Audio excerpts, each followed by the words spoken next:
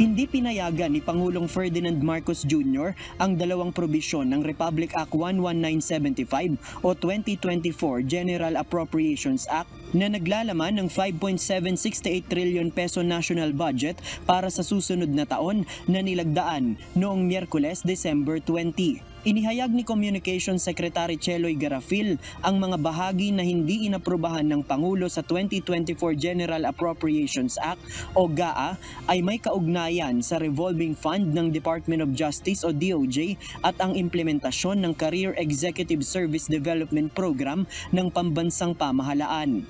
Sa veto message ni Pangulong Marcos na ipinadala kay House Speaker Martin Romualdez at sa ibang miyembro ng Kamara nitong Miyerkules, hindi inaprubahan ng punong ehekutibo ang DOJ Office of the Secretary Special Provision No. 1 o ang DOJ Revolving Fund, Volume 1A, pahina 1119 at sinabing walang batas na nagpapahintulot sa DOJ na itatag ang isang revolving fund.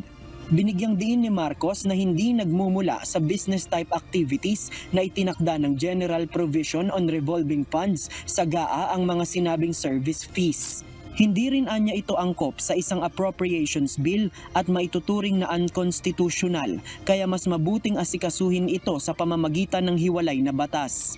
Na-veto rin ang Section 38 sa General Provisions na may kinalaman sa implementasyon ng National Government's Career Executive Service Development Program o NGCESDP at sinabing hindi ito kaugnay sa anumang partikular na alokasyon sa budget. Binanggit ng Pangulo ang Presidential Decree 336 na lumikha ng Career Executive Service Board bilang isang substantive law. Katumbas ng 21.1% ng Gross Domestic Product o GDP at mas mataas kaysa sa 5.268 trillion pesos na budget ngayong taon ang 2024 national budget. Layunin nitong suportahan ang mataas na takbo ng ekonomiya ng bansa at maabot ang mga layunin ng administrasyon para sa economic transformation ng bansa. JP Nunez, UNTV, News and Rescue. Diyos ang aming sandigan, serbisyo publiko ang aming pinahahalagahan.